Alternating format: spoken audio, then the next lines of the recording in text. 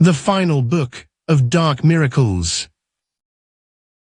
The final book of dark miracles, the mirror and the brick, a grand silver mirror hung in a hallway. It was very arrogant. I am the perfect witness, it boasted to the hallway. I hold the moon, but I am not wet. I hold the fire, but I am not burned. I am the pure observer, untouched by the world. The mirror spent its days judging the things it reflected. That coat is ugly, it said. That face is old. It felt superior to everything it touched. One day a red clay brick was thrown through the window. It was flying straight at the mirror. "Stop," screamed the mirror. "You are too rough, you are heavy, I cannot turn you into light, you will ruin my surface." The brick did not care about philosophy, it wanted to land. Crash, the mirror exploded. It lay on the floor in 10,000 jagged shards. "You have murdered me," wept the mirror from the floor.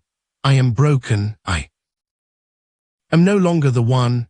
"Look again," said the brick, sitting calmly in the dust. "Before you could only see one moon, now look at your pieces." The mirror looked. In every single shard, even the tiniest grain of glass, there was a perfect, tiny, brilliant moon. The destruction of its wholeness had multiplied its ability to see light 1,000 times over. The shock had turned the one arrogant eye into a galaxy of stars. Moral: you fear the blow that shatters your life, thinking it is the end. But the great shock only breaks the prison of the single self, reflecting the divine in a billion new places. The thunder and the whisper. A massive clap of thunder lived in a dark cloud. He was jealous of the whisper. "The whisper is so holy," the thunder rumbled. "People lean in to hear it. They say it sounds like the mystery, but me, I am just a brute, I am just noise, I want to be a mystic." So the thunder decided to meditate. He held his breath. He compressed his rage. He folded his lightning inside his chest. "I will be small," he told himself. "I will be gentle." The pressure built up. The heat inside him grew unbearable. He turned black and blue. He tried to speak a soft, poetic word, but the energy was too vast. He couldn't hold it. He burst. Boom. The explosion was so loud it didn't just break windows, it deafened the entire world. For 10 seconds after the sound, no one could hear anything. There was a ringing, absolute white silence. The thunder looked down, ashamed. "I failed," he cried. "I made a noise." "No," said the wind. "You created the only true silence. The whisper is just a small sound, but you were so loud that you destroyed the capacity for hearing. In your wake, the world is finally quiet." Moral: do not try to shrink your power to fit a small idea of holiness. The unspeakable is not a soft sound. It is the roar that is so total it obliterates the listener. The sleeping giant's dream. There was a giant named Anybody who lived in the void. When he was lonely, he closed his eyes.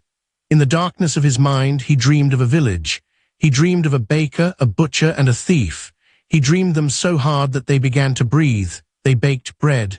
They stole coins. They fell in love. The thief in the dream thought, "I am a clever man. I have stolen this gold." The baker thought, "I am a hard worker. I baked this bread." Suddenly the giant's nose itched. He opened his eyes. Pop! The village vanished. The gold vanished. The bread vanished. There was no baker. There was only the giant blinking in the silence, but the giant smiled, because he knew that when he closed his eyes again, the baker would return, not because the baker was real, but because the giant was creative. Moral: the dreamer is more real than the dream. You are not the character. You are the one who dreams the character into being. The king with 36 coats. Once, before the sun was hot or the moon was cold, there was a naked king. He was not naked because he was poor.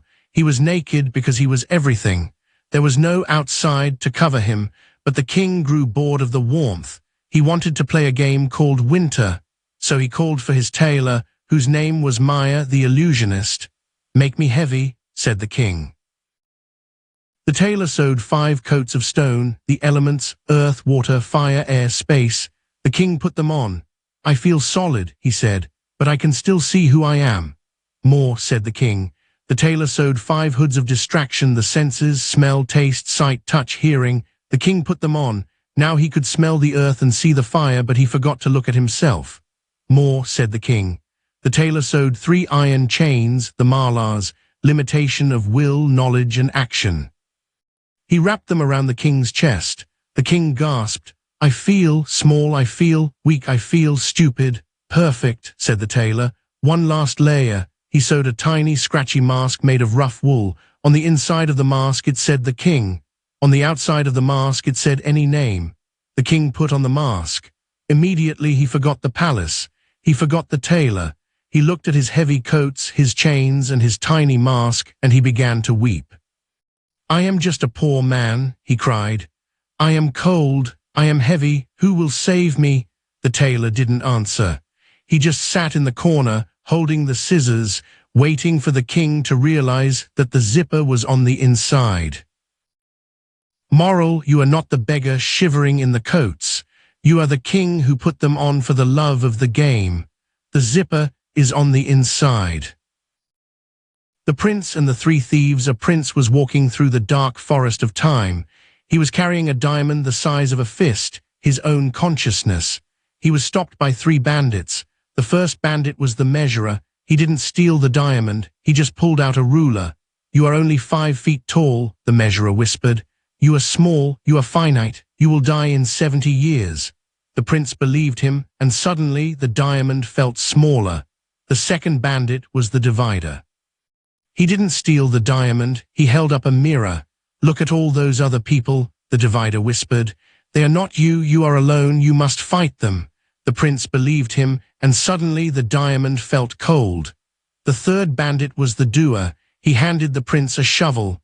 If you want to keep this diamond, the doer said, you have to work for it, you have to earn it, dig. The prince believed him. He put the diamond in his pocket and started digging a hole in the mud.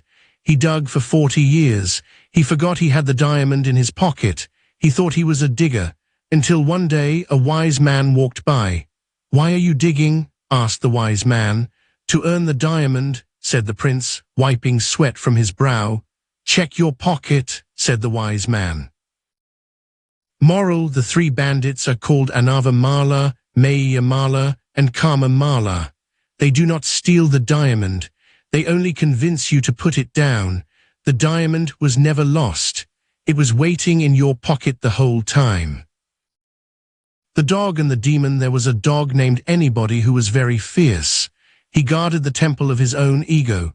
One day he looked into a deep well. He saw another dog looking back. The other dog looked angry. He bared his teeth. Anybody growled. I will kill you, he said. Anybody jumped into the well to fight the enemy. He splashed. He bit the water. He fought for an hour, but he could not bite the enemy. Every time he bit, he only swallowed cold water. He grew tired. He began to drown. Please, Anybody whispered. I surrender. The moment the water settled, the dog in the well stopped fighting. It looked at him with sad, wet eyes. Anybody realized the joke. He hadn't been fighting a demon. He had been fighting his own reflection. He laughed. And as he laughed, the water filled his lungs and he floated. Moral, your enemy is not a person. It is a posture. The moment you stop performing the fight, the adversary dissolves. There is no one out there. There is only you looking into the well. About the author, Christopher Townsend is a contemporary interpreter of Kashmir Shaivism, whose work focuses on translating classical contemplative systems into frameworks accessible to modern readers. His approach draws on the non-dual tantric tradition of Kashmir, particularly the writings of Abhinavagupta, Utpaladeva, and Keshemaraja, alongside modern cognitive and linguistic modeling frameworks. The result is a body of work that treats the ancient texts not as scripture to be revered, but as software to be run. He is the author of the Syntax of Shiva, The Awakening of Anybody, and the ongoing modern Kashmir Shaivism series.